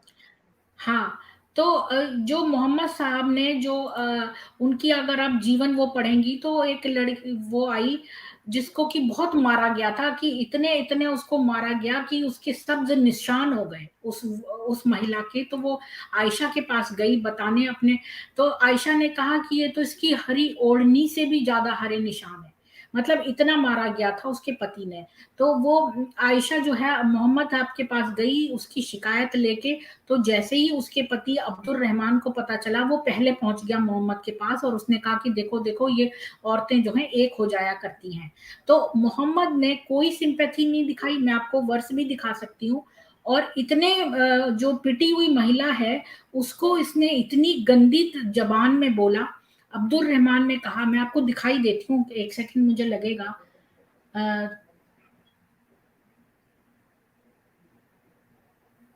तो आप जो कह रही है ना कि इसमें कुरान में भी अलग अलग बातें हैं, तो मोहम्मद साहब की लाइफ में देख लीजिए, उन्होंने कोई भी ऐसा काम नहीं किया जो कि ये देखिए मैं आपके साथ शेयर कर देती हूँ। मैं इसलिए आपको इतनी मेहनत से ये सब दिखा रही हूँ क्योंकि आप बहुत अच्छे दिल की हैं और आप बिल्कुल सनातनी हिंदू जैसी हैं, और आप जो है इस विश के उसमें फंसी हुई हैं, तो इसलिए मैं आपको ये दिखाना चाहती हूँ। आप खुद से अपनी इंडिपेंडेंट रिसर्च कर सकती हैं, आपके पास कुरान है सब भाषाओं में, ये सब तो आपके लिए आसानी होगी ये सब देखना। इसको क्रॉस चेक कर सकती हैं, ये सही बुखारी की 5855 है। कि मैंने इतना ही बिल्कुल कॉपी किया देखिए क्योंकि बहुत लंबी थी, पृथ्वी क्योंकि जी, बहुत आपके पास जो जितना रिसर्च मैटर है ना, वो आप मुझे व्हाट्सएप पे भेज दीजिए, ताकि मैं हाँ हाँ सारी चीज़ों को बहुत अच्छी तरह से स्टडी कर सकूँ और देख सकूँ। क्योंकि जो देवबंद अभी जो मूवमेंट चला रहा है ना, वो बहुत ऐसा मूवमेंट है जो तालिबानी सोच रखता है। तालिबानी सोच मतलब जिस तरह से तालिबान ने अफ़गानिस्तान के साथ किया, महिलाओं को बीच बाज़ार में पीटा जा रहा है और तमाम चीज़ें, तमाम कट्टरपंथिता की जो चरम है, जो हाँ। हैवानियत है ना, उस तरह का इस्लाम प्रस्तुत किया जा रहा है। मैं आपको बता रही हूँ कि उस समय भी यही हैवानियत वाला था, और मोहम्मद साहब खुद ये हैवानियत वाला इस्लाम करते थे। मैं दिखाती हूँ आपको कि आपको यकीन नहीं होगा, आप इतने अच्छे दिल की हैं कि आप ये सोच नहीं पा रही हैं। पर देखिए, उसके शौहर ने कहा, रसूल अल्लाह वल्लाह ये झूठ बोलती है, मैं तो इसको चमड़े की तरह उधेड़ कर रख देता हूँ। इतनी गंदी लैंग्वेज में उसने बोला, मगर ये शरीर है, ये मुझे पसंद नहीं करती, और रिफाया जो उसका पहला पति है उसके यहाँ दोबारा जाना चाहती है। हजूर अकरम ने उस पर फरमाया, अगर ये बात है तो तुम्हारे लिए वो रिफाया उस वक्त तक हलाल नहीं होंगे जब तक ये अब्दुल रहमान दूसरे शौहर तुम्हारा मजा न चख ले। तो ये देखो, ये कैसी लैंग्वेज जो है मोहम्मद बोल रहे हैं उस औरत से जो कि इतनी उसकी पिटाई हुई है, तो बजाय उसके साथ कोई सिंपैथी करने के, वो ये कह रहे हैं कि देखो, तुम्हें तुम्हें जब तक ये आदमी तुम्हारा मजा ना चख ले, तुम अपने पहले पति के पास नहीं जा सकते। तो मोहम्मद साहब ने कभी कोई दया नहीं दिखाई। एक बूढ़ी औरत थी, उसको उसने एक कविता लिखी, तो एक जो ऊंट से उसका एक पैर बांध दिया, किरफा नाम था उसका, दूसरा पैर उसके दूसरे ऊंट से बांध के उसको बीच में से चीर दिया। तो ये ये तो उन्होंने इस तरह के काम करे हैं। तो ये मत सोचिए आपकी ये खाली हदीसें हैं, बेकार हैं, कुरान भी बहुत वर्जन्स में है, और मोहम्मद साहब की लाइफ में भी उन्होंने यही काम किए हैं।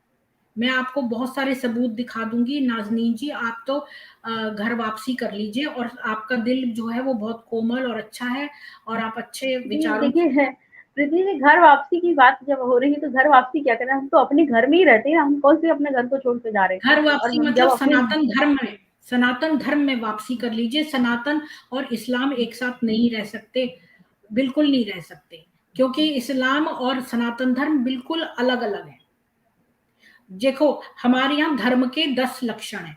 आपको जरूरी नहीं है कि किसी मूर्ति की पूजा करनी पड़ेगी या किसी ईश्वर या देवी को मानना पड़ेगा, ऐसा कुछ नहीं है। आप एज जिज्ञासु भी सनातनी रह सकती हैं। केवल सनातन के 10 लक्षण हैं, इनको आप अगर फॉलो करती हैं तो आप, जैसे दया, क्षमा, मैं आपको सारे दे सकती हूँ ये, अगर आप चाहें तो मैं अभी दिखा भी सकती हूँ, पर मैं आपको बोर नहीं करना चाहती। तो जो जिसमें भी आपका इंटरेस्ट होगा वो चीज खोल के दिखाऊंगी, हर एक चीज खोल खोल के आपको बोर नहीं करूंगी। तो ऐसे 10 धर्म के लक्षण है, अगर ये लक्षण जो है आप अपनाएं तो आप सनातनी हैं। आपके अंदर दया हो और इंद्रिय निग्रह हो, मतलब कि जो है अपने इंद्रियों को कंट्रोल में करना, अच्छी बुद्धि होना, और चोरी ना करना, और सत्य बोलना, और जो है शौच करना, मतलब मन कर्म वाणी और विचार से शुद्धता यानी प्योरिटी रखना। इस तरह के हमारे 10 लक्षण हैं, अगर आप ये करती हैं तो आप सनातनी रह सकती हैं, आपको किसी देवी या मंदिर में जाने की जरूरत नहीं है। लेकिन आप बिल्कुल सनातनी की बिल्कुल मार्जिन पे खड़ी हैं, और आप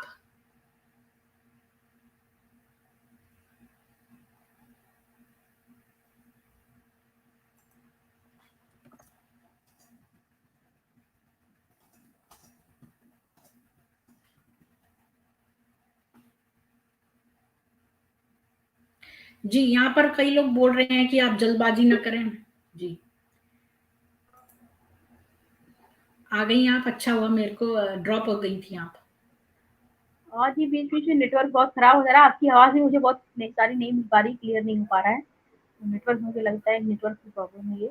मैं तो आपसे मिलके बहुत खुश हूँ मैं, क्योंकि आप जो हैं वो बहुत अच्छे नेचर की हैं, और हमारी जो है सनातन में ऐसे लोगों की वृद्धि होना बहुत ही हम लोग शुभ मानेंगे।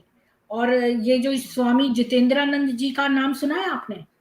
जी, बिल्कुल जानती हूँ मैं बहुत अच्छे से उन्हें। हाँ, जी। वो जो है घर वापसी कराते हैं, और उनके रहने खाने का प्रबंध और सब तरह का प्रबंध कराते हैं।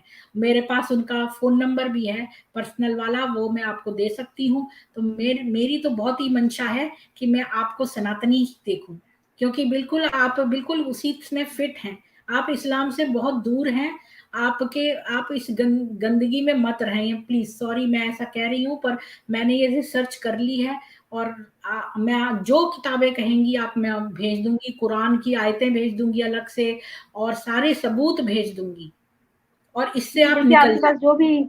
जो भी हाँ, रिसर्च मैटर है ना, वो आप भेजिए क्योंकि अभी जो हाँ। पूरे देश का माहौल चल रहा है ना, वो सारी हाँ। सच्चाइयाँ सबके सामने आनी चाहिए, क्योंकि अभी जिस देखिए, तरह का लोगों माहौल को बना है पूरे देश रोक-रोक के में। रख दिया है। देखिए, हुँ, अगर इस्लाम आ गया, अगर यहाँ पर जो है शरिया लागू, वैसे भी आपको पता है हर देश में ये यही काम करते हैं। पहले चुपचाप धीरे अच्छे, जब जब ये कम तादाद में होते हैं मुसलमान, तो बहुत अच्छे व्यवहार करते हैं, जब ये ज़्यादा तादाद में हो जाते हैं, तब ये अपने राइट्स माँगते हैं, शरिया कानून लगाना चाहते हैं, फिर ये औरतों को दबाएँगे, क्योंकि औरतें जो हैं वो वीकर सेक्स हैं, और आदमी जो है पावरफुल है। अगर दुनिया में ऐसी अंग्रेज औरतें ना होती, सोचो इतनी तेज, जिन्होंने की वोटिंग सिस्टम लगाया, ये सब किया, तब जाके बैलेंस बना, वरना तो सारा संसार पे आदमियों का कब्जा हो जाता। औरतों को तो वो बिल्कुल ही सारा मतलब सेक्स करने, बच्चे पैदा करने की मशीन, और अंदर बंद कर देते। तो ये देखो ना कि कितना अच्छा हो गया कि यहाँ पर, मेरे तो विदेशी महिलाओं से बहुत ही प्रभावित हूँ कि उन्होंने जो है इन पुरुषों पे थोड़ी टाइट लगाम रखी है, वरना ये सारे मिडल ईस्ट वाले जो जितने भी ये अरब शेख हैं, ये तो औरतों को मार देंगे। अब अगर इनकी नजरें गंदी हैं, तो औरतें पर्दा क्यों करेंगी? तुम अपनी आंखें नुचवा लो। तुम जिस लड़की को गंदी तरह से देखते हो, तो आंखें तुम्हारी नोची जानी चाहिए, न कि वो औरत पर्दे में रहे। तो यही तो जी, बात, बिल्कुल। गलती करे जी, कोई, जी। भुगते कोई। जी, बिल्कुल सही कहा आपने प्रीति जी कि जो गंदी नज़र से देख रहा है, सज़ा तो बलात्कारी को मिलनी चाहिए ना, जिसका बलात्कार हाँ, होता है उसको तो समाज वैसे ही आधी बात सुना-सुना के ज़रूर ये ऐसी होगी, वैसी होगी, ऐसे कपड़े पहने हुए हाँ। वैसे, इस तरह की सोच को बदलना ज़रूरी है। वही मेरा कहना है कि जो इस्लाम की सोच है ना, उसको बदलना ज़रूरी है, क्योंकि हम जो रोज़ कपड़े पहनते हैं, हमारे अपने खुद के कपड़े होते हैं, मगर फिर भी हम उसको धुलते हैं, साफ करते हैं, तब पहनते हैं। हाँ, तो वैसे ही बिल्कुल। धर्म में भी गंदगी आ जाती है, गंदगी को साफ करना भी ज़रूरी होता है। तो आप समझती हैं कि इस्लाम की गंदगी साफ करी जा सकती है?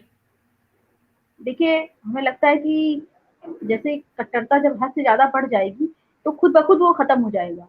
इसलिए हमें लगता नहीं कि गंदगी साफ करने की ज़रूरत पड़ेगी और बाकी मोर्चा सँभालने के लिए महिलाएँ काफ़ी हद तक आगे हैं। बहुत सारी हमारी मुस्लिम महिलाएँ हैं जो मोर्चे पर खड़ी रहती हैं, हर वक़्त झंडा लेकर के खड़ी रहती हैं। तो गंदगी साफ तो नहीं हो सकता है कि कट्टरता जो है इनको खुद ब खुद समाप्त कर दें। जो जिसकी नींव में चरित्रहीन हो, जिसकी नींव में चरित्रहीन हो, अ, हिंसावादी व्यक्ति हो, हिंसात्मक हो, जिसने बच्चियों का शोषण किया हो, सेक्स स्लेव्स रखी हो, उस बेस पर, उसकी नींव पर अगर कोई मजहब खड़ा है, तो वो गंदगी ही है, और वो कभी नहीं सुधर सकता। क्योंकि गंदे कपड़े से अगर आप एक टेबल पोंछोगे, तो वो टेबल गंदी ही रहेगी, चाहे आप उसको कितनी बार भी रगड़ रगड़ के पोंछो, क्योंकि कपड़ा गंदा है। तो जिसकी नींव गंदी है, वो चीज में कभी शुद्धता आ ही नहीं सकती। नींव सच्ची होनी पड़ेगी, सत्य ही बेस में होना पड़ेगा, तभी वो जो है उसका फल अच्छा निकलेगा। जिसका बीज गंदा हो, वो कभी नहीं फल सकता। इसलिए जो है, आप ये मत सोचे मैं धीरे धीरे करके इसको काट रही हूँ।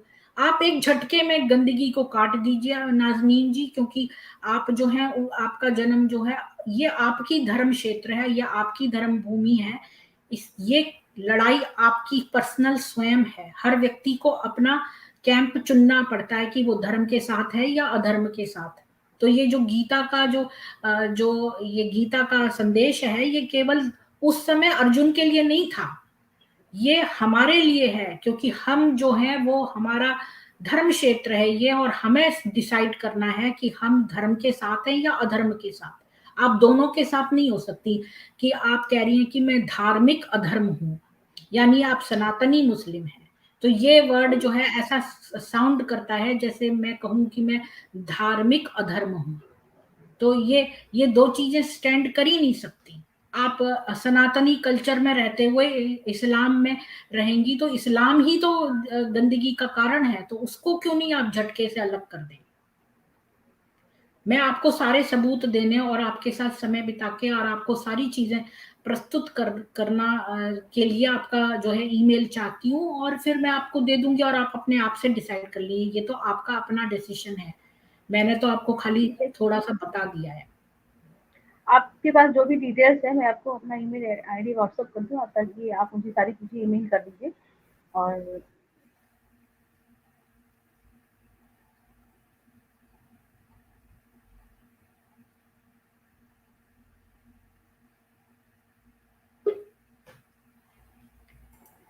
जी नाज़नीन जी, तो और मैं ये भी चाहूँगी कि जो आपके साथ जो मुसलमान महिलाएँ हैं, करीब कितनी होंगी, 50 होंगी? जी, तो अगर आप उनको ला सकें तो मैं कोई भी अभद्र बात कहूँगी नहीं, ना मैं मोहम्मद साहब के बारे में कहूँगी, किसी के बारे में नहीं। मैं उनसे जनरल बातचीत करने चाहूँगी, और उन्हें जो है सनातन ग्रंथों के बारे में बताना चाहूँगी। कभी आप अगर ऐसा हो सके कि आप एक मेरी देखिए, मीटिंग करा दें। मीटिंग जैसा कि आप कह रही हैं सनातन धर्म के बारे में बताना, सनातन धर्म के बारे में हम लोग भी उनको बीच-बीच में बताते रहते हैं, क्योंकि बहुत ज़रूरी है जानना। आप बार-बार ये कहें कि हिंदू जो है वो काफ़िर हैं, हिंदू धर्म जो है वो काफ़िरों के हैं, और तमाम चीज़ें ये कहना ये मुनासिब नहीं, क्योंकि आप सर्वश्रेष्ठ हैं ये ज़रूरी नहीं, मुसलमान सर्वश्रेष्ठ हैं ये आवश्यक नहीं, क्योंकि इंसान है, इंसान में तमाम तरह की अच्छाइयाँ और बुराइयाँ होती हैं, जिसके हिसाब से उसके कर्मों के हिसाब से उसका आकलन किया जाता है। भई समाज में हम रहते हैं, दुनिया में हम रहते हैं, तो भी तो अपराधी और दोषी और निर्दोषी होते हैं। तो वैसे ही तो भाई ईश्वर के यहाँ जाना है, वो भी तो कर्म के हिसाब से देखा जाएगा। तो ये सारी चीज़ें हम लोग उनको बीच-बीच में बताते रहते हैं।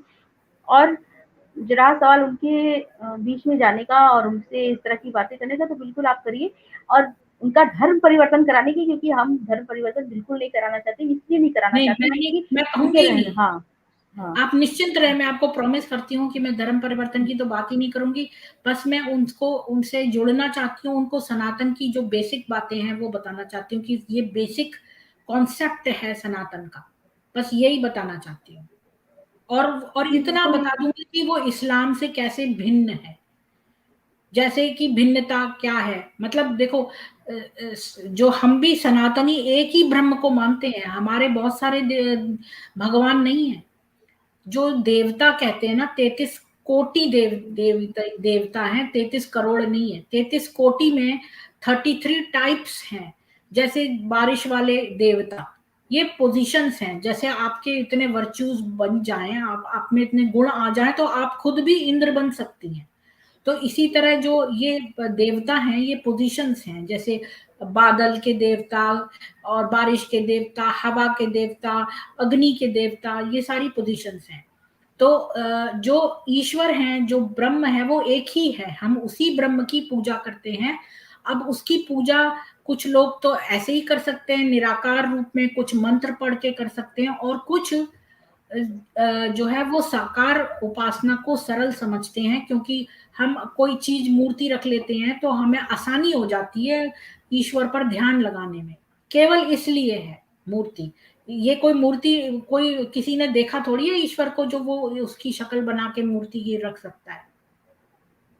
जी देखिए, आपकी बात से मैं सहमत हूँ, क्योंकि निराकार ब्रह्म में जो है वो उपासना के लिए कोई किसी तरह का आकार नहीं होना चाहिए। आपका नाम मैं प्रीति निगम को जानूँगी, तो उसके लिए मुझे एक फेस चाहिए ना, वो किस तरह का फेस है, क्या है, कैसी दिखती है, गोरी है, काली है, बाल छोटे हैं, बड़े, ये सारी चीज़ें आदमी सोचता है कि नाम उसका सुना है तो उसको बारे में इमेजिन करे किस तरह का होगा।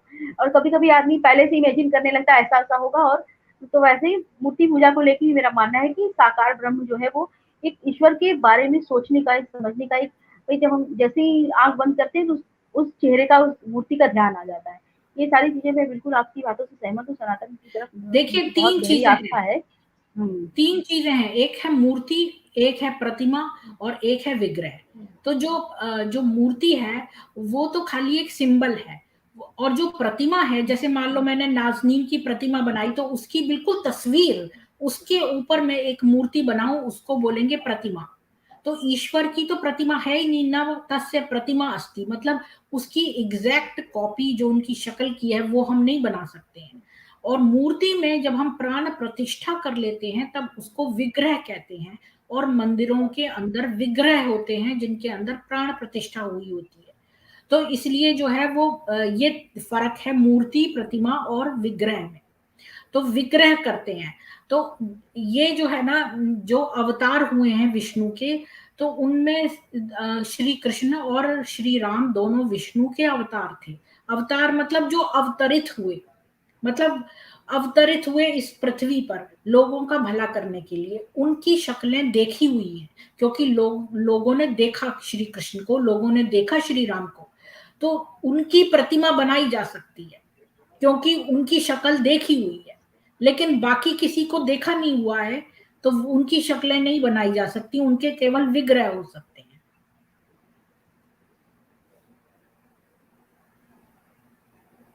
जी, बिल्कुल प्रीति जी, अब मैं आप अपना ईमेल आपको व्हाट्सएप कर दूँगी और फिर आप मुझे सारी डिटेल भेज दीजिए और मैं कोशिश करूँगी कि मैं कुछ महिलाओं के साथ आपकी मदद करा दूँ। हाँ, मतलब मैं सारी महिलाएँ जो है ना आपकी, उनको यहाँ पर हमारे चैनल पे लाइए। हम एक सनातन सभा रखते हैं, तो उसमें उनके सनातन के ऊपर जो भी क्वेश्चन्स होंगे हम उनको भी लेंगे, उनको अपनी टीम में लगा लेंगे, तो इससे आपको भी बेनिफिट हो जाएगा। और जो कोई भी सहयोग हमें आपकी टीम को और आपके बहनों को देना चाहेगा, तो आपको वो भी सरलता से उपलब्ध हो जाएगा। और हम सबसे जुड़िए, यहाँ पर दीक्षित जी हैं और कई सारे लोग हैं जो हमारी टीम में हैं, वो आप सबकी मतलब क्वेश्चंस का आंसर भी करेंगे। आपको कोई भी तकलीफ हुई, हम सब बातचीत करने को आपको लोग मिलेंगे यहाँ पे। तो इसको अपना चैनल समझिए, ये मेरा चैनल नहीं है, ये आपका ही चैनल है, ऐसा समझिए। और आप सब अपनी बहनों के साथ यहाँ आइए जब भी मन करे, मतलब आप कभी भी, मैं भी हट जाऊंगी, केवल आप ही अपनी बहनों के साथ बातचीत भी कर सकती हैं, मतलब पूरा पैनल ही आपको दे दूंगी, आप ही लोग बातचीत करना। मतलब मैं चाहती हूँ आप लोग जुड़े हमारे साथ किसी तरह। जी, बिल्कुल, अवश्य अवश्य जी। मुझे बहुत ही खुशी हुई आप लोगों से मिलके, आपसे मिलकर। अब किसी के प्रश्न हैं आपके लिए तो प्लीज पूछ लीजिए नाज़नीन जी से।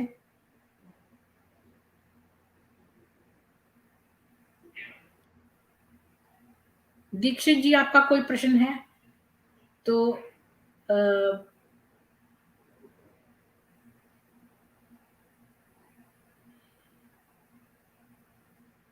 हाँ, कोई लिख रहा है गर्मी बहुत है, गर्मी बहुत हो गई है इंडिया में।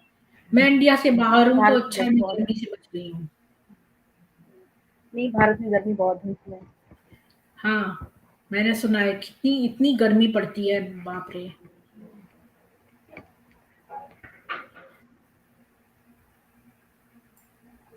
तो अब आपके जो भाई बहन है, वो जो आपके 2 भाई हैं, उनकी शादियां हो गई, वो लोग क्या जाते हैं नमाज पढ़ते हैं, तबलीगी जमात में जाते हैं? 2 भाई नहीं, मेरा एक ही भाई है और वो 5 वक़्त के नमाज़ी हैं, वो मस्जिद में इमाम हैं, बिल्कुल नमाज़ पढ़ते हैं। और तबलीगी जमात से जुड़े हुए नहीं हैं, जहाँ तक मेरी जानकारी है बस, और वो किस जमात से जुड़े ये मुझे जानकारी नहीं है। वो एक मस्जिद में इमाम हैं। एक मस्जिद में इमाम है आपके भाई? आपकी आवाज कट गई है नाज़नीन जी।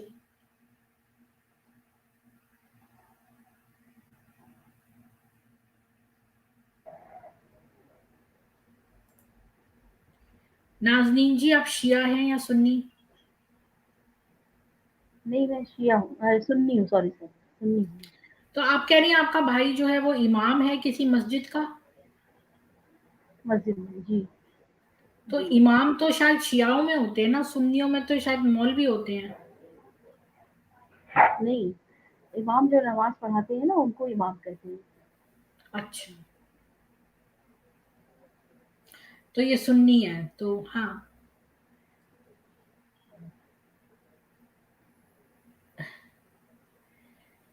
जी, और किसी के कोई प्रश्न है? ये सारे प्रश्न मत पूछिए आप, ये तो कुरान हदीसों में से हैं, ये मत पूछिए।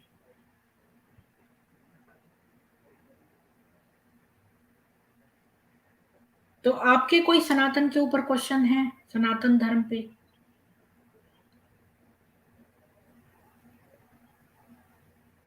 नहीं, मेरे आस-पास के जो लोग हैं, जो हमारे आस-पास का वातावरण है, उसमें मैं सनातन के प्रति बहुत गहरी रुचि रखती हूँ और लोग बीच-बीच में बताते भी रहते हैं।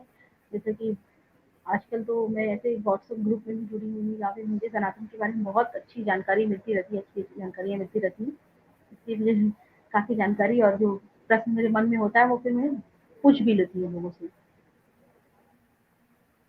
हुँ। तो कुछ लोग यहाँ पर लिंक माँग रहे हैं, पर मैं जो हूँ वो इसलिए नहीं देती, फिर कुछ लोग ऐसे एलिमेंट्स भी आ जाते हैं और वो अपने-अपने ऐसे बेढंगे के क्वेश्चन्स भी पूछने लगे। इस डर से मैं लिंक नहीं देती हूँ, आप नीचे से पूछ सकते हैं कोई भी क्वेश्चन। क्योंकि फिर मैं अगर एक बार क्वेश्चन जो है पूछूँगी तो फिर ये बीपी बोहरा जी आपसे एक प्रश्न पूछ रहे हैं, क्या मैडम मोहम्मद को अपना आदर्श मानती हैं? मैं अपना आदर्श नेताजी सुभाष चंद्र बोस को मानती हूँ, भारत में और जो स्वतंत्रता संग्राम सेनानी रहे हैं और मेरे जो आदर्श हैं वो भगवान श्री राम हैं। तो बोहरा जी ये कह रही हैं कि मैं सुभाष चंद्र बोस को मानती हूँ अपना आदर्श। तो आप और कोई पूछें क्वेश्चन?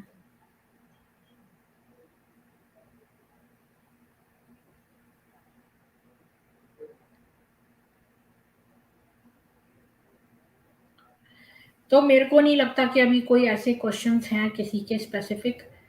तो अम, तो आपने मतलब ये चीज़ शुरू कर दिया, और तो मुसलमानों ने आपका विरोध नहीं किया कि वो जब आप हनुमान चालीसा का पाठ कर रही हैं, तो आप कह रही थी उस समय कि मुसलमान लोग आपका विरोध करने लगे कि ये जो हैं अब इस्लामी नहीं रही हैं, मतलब आपका धर्म भ्रष्ट हो गया है। हाँ, बिल्कुल विरोध तो किया भी, बहुत सारे फतवे भी जारी किए और बहुत विरोध भी हुआ, परिवार में भी बहुत विरोध हुआ, परिवार वालों को भी बहुत सारे विरोध का सामना करना पड़ा और बहुत धमकियाँ भी मिली मुझे कि जान से मार देंगे, तुम्हारे घर पे बम पटक देंगे, ये सारी धमकियाँ भी मिली और गाली-गलौज की तो कोई बात ही नहीं है जिसमें कि कौन-सी ऐसी गाली नहीं जो लोगों ने नहीं दी। तो ये सारे विरोध मुझे झेलने पड़े। फतवों की तो कई बार फतवे जारी किए गए देवबंद की तरफ से। मैंने कहा कि एक ही व्यक्ति को कितनी बार तुम इस्लाम से निकालोगे और खारिज करोगे? क्योंकि इस्लाम की प्रॉपर्टी है क्या तुम्हारी? मुल्लाओं की प्रॉपर्टी तो है ही, इस्लाम एक प्रॉपर्टी है, उसमें तुम किसी को दाखिल कर दो, फिर उसको खारिज कर दो। पूजा पद्धति है, जिसको मानना होगा वो मानेगा, जिसको नहीं मानना होगा नहीं मानेगा। तो इस्लाम में रहते हुए भी इस्लाम को नहीं मानते, तुम उसका क्या कर लोगे? तो ये फतवा जारी करने का मुझे मतलब समझ नहीं आता, ये मतलब ये इमाम जारी करता है फतवा, तो इससे क्या होता है? फतवा जारी करने से क्या होता है फिर? इमाम नहीं जारी करता है, इन्होंने एक फतवा विभाग बना के रखा हुआ है। फतवा का मतलब अच्छा। होता है कि सलाह देना। लोगों को आप एक सलाह दीजिए, आपके पास कोई प्रश्न आया कि मुझे ये ऐसे-ऐसे हो गया, इसके लिए हमें क्या करना चाहिए? तो आप एडवाइस कर सकते हैं। तो अब हर किसी को एडवाइस करने लगते हैं और वो भी ज़बरदस्ती, जब हमने एडवाइस माँगी नहीं कि हमें क्या करना है, क्या नहीं, तो फिर तुम कौन होते हो एडवाइस देने वाले?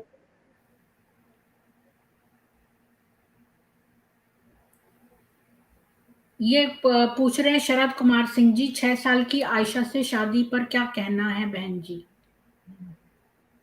देखिए, इस पर मेरा यही कहना है कि अब उस समय के वातावरण के हिसाब से मोहम्मद साहब ने क्यों ऐसा किया, ये मुझे नहीं पता, क्योंकि मोहम्मद साहब के मन में क्या था ये तो वही जानते होंगे। क्यों उन्होंने 6 साल की आयशा के साथ शादी की, फिर क्यों उन्होंने 9 साल की उम्र में रिश्ता बनाया, ये वही जानते होंगे।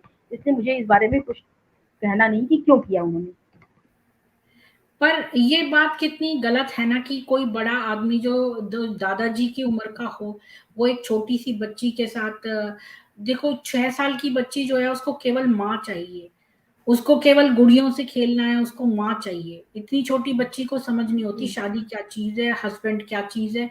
और हमारे यहाँ सुश्रुत संहिता में लिखा हुआ है कि अगर पीरियड्स भी आ जाए महिला को, तो भी वो गर्भ धारण करने के लायक नहीं होती। गर्भ धारण करने के लिए श्लोक है मेरे पास सुश्रुत संहिता का, उसमें लिखा है साफ-साफ कि 16 वर्ष की लड़की होनी चाहिए और 25 वर्ष का लड़का।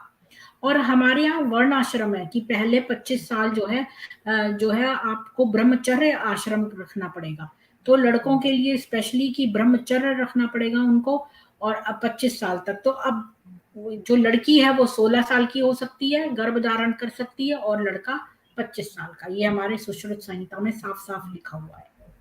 तो ये जो है छोटे बच्चों का शोषण करना एटलीस्ट किसी प्रॉफिट कहने वाले व्यक्ति को उनके साथ नहीं होना चाहिए था। अब कुछ लोग कहते हैं वहां अरब में गर्मी पड़ती थी और ये सब, तो गर्मी तो लड़कों पे भी समान रूप से पड़ेगी, लड़कियों पे भी। अगर लड़कियां जल्दी मैच्योर होंगी तो लड़के भी होंगे। पर हमारा प्रश्न अब तो इसका यहाँ पर, मतलब जी, जी, तो बिल्कुल। मैं तो ये, जी आप बोलिए। देखिए, ये वहाँ का भौगोलिक स्थिति के हिसाब से ये क्या है, क्या नहीं, ये अब ये मोहम्मद साहब ने क्यों किया, ये तो खुद पैगंबर मोहम्मद आकर के बता सकते हैं, क्योंकि वो आए और सारी चीज़ों को क्लियर करें। सब अपने-अपने हिसाब से इसकी व्याख्या किए जा रहे हैं, चाहे वो मुस्लिम समाज के लोग हों, चाहे अन्य कोई लोग हों। तो सब अपने-अपने हिसाब से, आप खुद में पैगंबर मोहम्मद आए, इसकी व्याख्या करें, तभी तो हम समझ पाएँगे, नहीं तो फिर हम लोगों की समझ से ये परे है। देखिए कि क्यों करी या नहीं करी इससे बहस नहीं है, हुँ, क्यों करी ही, मतलब चाहे वो कोई भी जी, कारण क्यों ना हो, एक छोटी बच्ची के साथ यौन शोषण करना बुरी बात है, सेक्स करना बुरी बात है। अगर किसी बच्ची को, अगर उन्हें सहायता भी करनी है तो वो उसको बहन बना सकते हैं, बेटी बना सकते हैं। उसके साथ यौन संबंध रखना ये एक क्राइम है, चाहे वो तब करा हो, और एक स्पेशली जो व्यक्ति अपने आप को नबी या मैसेंजर कहता हो तो उसे ऐसा कार्य उससे अपेक्षित नहीं था। तो बात ये, और जो लोग कहते हैं ना कि गर्मी पड़ती है वो, तो गर्मी जो है वो तो समान रूप से पड़ती है महिला लड़कों पर भी और लड़कियों पर भी। तो इसका गर्मी से कोई लेना देना नहीं है। और अगला प्रश्न जो है वो है भारत भूषण शर्मा का। नजरीन जी आप, नाजनीन है इनका नाम, नाजनीन जी आप इस्लाम और सनातन में क्या अंतर समझती हैं? इस्लाम और सनातन में अंतर यही है कि इस्लाम जो है वो सिर्फ मुसलमानों की बात करता है, और सनातन जो है वो पूरी दुनिया की बात करता है। इसमें हर कुछ जड़ चेतन, पशु पक्षी, हर चीज समाहित है, पूरी दुनिया समाहित है, वही सनातन है। और जो शाश्वत सत्य है वही सनातन है। इस्लाम जो है वो झूठ दिखा रहा है, फरेब दिखा रहा है, क्या कि तुम मुसलमान रहोगे, इस्लाम को मानोगे तो तुम्हें जो है जन्नत मिलेगी, 72 बुरे मिलेंगी। ये सबसे बड़ा झूठ जो है इस्लाम में प्रचारित और प्रसारित हो रहा है। जी, शिनचैंग जी पूछ रहे हैं कि आपने खुद को कैसे बचाया उन लोगों से जो फतवा जारी कर रहे थे आप पे, और मारने की धमकी दे रहे थे? देखिए, जो फतवा जारी कर रहे थे उनके ऊपर मैंने खुद मुकदमा किया था, क्योंकि आप फतवा जारी करने का भारत में आपको कोई अधिकार नहीं। भारत संवैधानिक देश है, और जहाँ पर संविधान चलेगा, आपका फतवा का कानून, शरिया का कानून नहीं चलेगा, जिसको हम लोग मानने वाले हरगिज नहीं है। तो उनके ऊपर मैंने खुद मुकदमा किया था। और जो इस तरह की धमकियाँ दे रहे थे, वो खोखली धमकियाँ थी, क्योंकि मेरे सरकार से मुझे प्रोटेक्शन भी मिली हुई है। और भी हमारे जो सामाजिक संगठन के लोग हैं, जो हमसे जुड़े हुए हैं, उन्होंने मेरे साथ मेरा समर्थन किया और मेरा साथ दिया। इस तरह से हम लोगों ने उनसे बचाया। और फिर मैंने कहा कि किसी के बाप की बपौती नहीं है, कोई प्रॉपर्टी नहीं है किसी की, कोई की आप जो है इस्लाम से मुझे निकालेंगे, खारिज करेंगे या मेरे घर पे बम पटेंगे। इतना आसान काम नहीं है। अब पहले जो है वो नाज़रीन अंसारी जो है वो किसी से डरती नहीं है, सबसे बड़ी बात ये है। इसलिए मुझे इन कट्टरपंथियों की जो खोखली धमकियाँ हैं, वो सिर्फ़ खोखली ही रह गई। दीक्षित प्रोडक्शंस जी पूछ रही हैं, नाजनीन जी क्या आपने कुरान को तफसीर के साथ पढ़ा है, और योर और महिलाओं को मस्जिद क्यों कहो जाने देते हैं? महिलाओं को मस्जिद ये इसलिए नहीं जाने देते, क्योंकि उनको लगेगा कि भाई जिस दिन महिलाएँ मस्जिद में जाने लगेंगी, इमामत करने लगेंगी, खुद मौलाना मौलवी बन जाएँगी, खुद उलमा बनेंगी, तो महिलाएँ आगे बढ़ने लगेंगी, वो अपने राइट्स को जानने लगेंगी। ये सिर्फ़ हम्म, महिलाओं को स्लैब बना के रखना चाहते हैं, बुर्के में कैद रखना चाहते हैं, बच्चा पैदा करने की मशीन बना के रखना चाहते हैं, इसलिए वो महिलाओं को किसी भी तरह का कोई राइट्स देना ही नहीं चाहते। बिल्कुल। आपको पता है कि कुरान में लिखा है कि जो है औरत जो है वो आधे दिमाग की है आदमी से, और दो औरतों नहीं की, है। ये कुरान में लिखा है कि, और दो औरतों की मैं आपको दिखा सकती हूँ, अगर आप चाहें तो मैं आपको वो दिखा सकती हूँ कि अ, मैं क्विकली आपको दिखा देती हूँ। वैसे मैं वर्सेस कि औरत जो है वो यहाँ पर दिखा देती हूँ कि पहले तो कुरान 4:3 कहती है कि जो है औरतों से शादी करो जो तुम्हारे मन मुताबिक हो, 2 या 3-3 या 4-4। और सही बुखारी की 348 826 में अबू सईद अल खुदरी कहते हैं कि मोहम्मद कहते हैं कि विटनेस जो है अगर कोई गवाही देती है औरत तो उसकी गवाही आधी मानी जाएगी आदमी के मुकाबले। और कुरान की आयत 4:11 कहती है कि आदमी को जो है वो 2 लड़कियों के बराबर एक लड़के को जो है प्रॉपर्टी में अधिकार मिलेगा। तो यहाँ पर जो है ये अधिकार भी गलत है। सही बुखारी में 6301 में लिखा है कि वही वाली बात कि विटनेस जो है गवाही 2 औरतों की एक आदमी के बराबर है क्योंकि औरत का दिमाग कम है। और सही बुखारी में volume 1 book number 9 verse number हदीथ नंबर 490 में दिया है कि आयशा कहती है कि अगर नमाज के सामने से एक कुत्ता, एक गधा और एक औरत निकल जाए तो नमाज रद्द हो जाती है। और फिर वो मोहम्मद से कहती है कि तुमने हमें कुत्ते के बराबर कर दिया है। और फिर वो कहती है कि जब भी मैं लेटी होती थी तो मोहम्मद वहां पर नमाज पढ़ रहे होते थे मेरे और बिस्तर के ऊपर बैठे और किबला की तरफ डायरेक्शन करे तो मैं वहां से खिसक लेती थी क्योंकि मुझे उनसे नफरत थी। और सही मुस्लिम की 41039 में आयशा कहती है मोहम्मद से तुमने हमें कुत्तों और गधों के बराबर कर दिया है। और कि 99% औरतें जो महिलाएं हैं वो दोजख में हैं, ऐसा मोहम्मद ने कहा है कंजुल इमाल 22:10 में कि 99% विमेन जो है वो हेल में है। और ट्रिपल तलाक दे सकते हैं, बहुत सारी बातें हैं कि कितना भी मार सकते हैं। और ये भी लिखा है कि आदमी कोई पूछ नहीं सकता आदमी से कि तुमने क्यों अपनी बीवी को मारा। और मोहम्मद ने घूंसा मारा था अपनी बीवी आयशा के चेस्ट पर। सही मुस्लिम 4 चौथे सूरा की 2127 हदीत है ये। तो ऐसी मेरे पास बहुत बहुत हैं। आपको पता है कि मर गए थे जो जब मोहम्मद साहब की एक बेटी मर गई थी तो सही बुखारी की वॉल्यूम 2 बुक नंबर 23 और नंबर 374 में अनस बिन मलिक कहते हैं कि मोहम्मद साहब ने एक आदमी से पूछा अपने गिरोह में कि तुम्हें कोई लड़की नहीं मिली सेक्स करने को, तो अपनी मरी हुई बेटी के साथ जो है सेक्स करने को कहा और वो वहां ग्रेव में चला गया। ये आप क्रॉस चेक कर सकती हैं, मैं आपको भेज दूंगी जो भी आप चाहेंगी। तो अरे वो ड्रॉप हो गई, मैं यहाँ पीछे से बोल रही थी मुझे दिखाने की वो ड्रॉप हो गई है। तो मैंने ये सारी चीजें उनको दिखाई हैं पर इनको समझ में आ गया है कि औरतों को समझ में आएगा ही महिलाओं को कि महिलाओं को दबाया जा रहा है। ये कोई बेवकूफ तो है नहीं जो उनको समझ ना आए। अच्छा आपको पता है कि हमारे वेदों में लिखा है कि और वो महिलाओं का दिमाग जो है चौगना होता है। पता नहीं मनुस्मृति में पढ़ा था मैंने, वेदों में पढ़ा था, एक जगह मैंने पढ़ा है कि पुरुषों के मुकाबले महिलाओं का दिमाग 4 गुना ज्यादा है। अब क्या कहेंगे आप इस बात पर?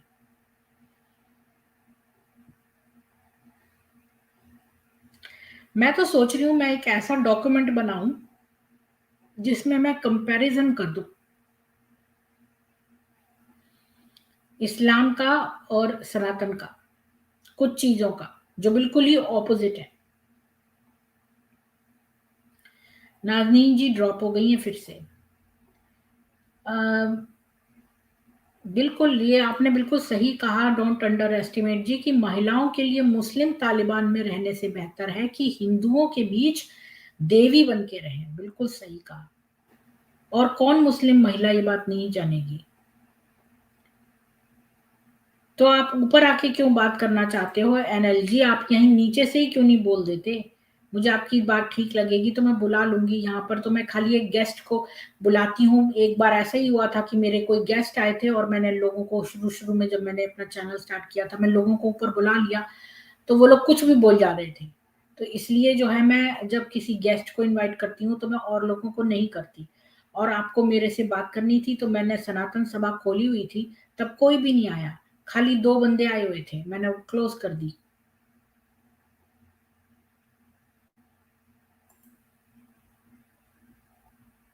यहाँ तो किसी देवता की इतने दिन पूजा नहीं की जाती जितनी की हमारे माँ आदिशक्ति दुर्गा की 9 दिन नवरात्रि होती है। जी, मैं सोचती हूँ मैं सबको लिंक भेज दूंगी। मैं 1-2 मिनट देखती हूँ, अगर ये नहीं आती हैं मैं इनको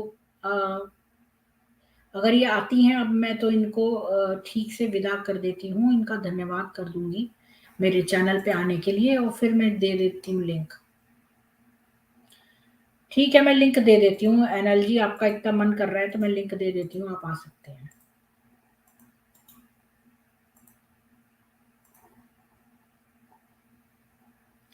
मैंने लिंक दे दिया है नीचे। एनएल जी, आप आ सकते हो और बात रख सकते हो।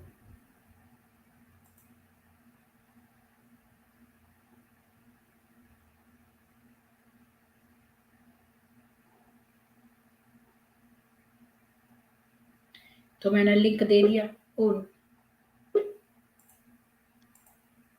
बोहरा जी, आपका स्वागत है। दीक्षित जी, आपका स्वागत है। नमस्कार प्रीति जी, नमस्ते। नमस्ते। जय श्री राम। जय श्री राम। दीक्षित जी, मैं तो ये स्ट्रीम कैसा गया? बहुत अच्छा मैम। मेरे तो मतलब गले में दर्द हो रहा है, थोड़ा पानी चेंज हो गया इधर उधर जाने से, इस वजह से। ऐसा तो नहीं था मैं बहुत ज्यादा बोल रही थी? मैम फिर बैक स्टेज उसमें थोड़ा बात करेंगे। वैसे मैम चली गई क्या, ये अभी हैं वो बैक स्टेज में? तो ठीक है, मैं ऐसा करती हूँ ना कि अभी मैं इसको हम लोग बैक स्टेज में ही बात कर रहे हैं, तो मैं ऐसा करती हूँ कि यहाँ पर एंड कर देती हूँ स्ट्रीम, क्योंकि अच्छा नहीं लगता हम लोग। तो आप सब लोगों का सुनने का, आने का धन्यवाद, और हम बैक स्टेज में बात कर सकते हैं अगर आप चाहें तो। और नाज़नीन जी का आज नेटवर्क जो है वो खराब चल रहा है, इसलिए वो जो है वो उनका नेटवर्क बार-बार ड्रॉप हो रहा था, पर हमें उनसे बातचीत करके बहुत अच्छा लगा। वो दिल की अच्छी हैं और सनातनी जैसी हैं वो। तो अनफॉर्चुनेटली नेटवर्क खराब होने की वजह से वो ड्रॉप हो गई हैं, और चूँकि मैं बहुत देर तक ऐसे बात नहीं कर सकती तो मैं स्ट्रीम को एंड करती हूँ। पर आप जुड़े रहिए मेरे साथ बैक में बातचीत करने के लिए। धन्यवाद, आपका दिन शुभ बीते। जय हिंदू राष्ट्र, जय वंदे मातरम, जय श्री राम, जय श्री कृष्ण। और इस वीडियो को ज़्यादा से ज़्यादा आगे बढ़ाइए।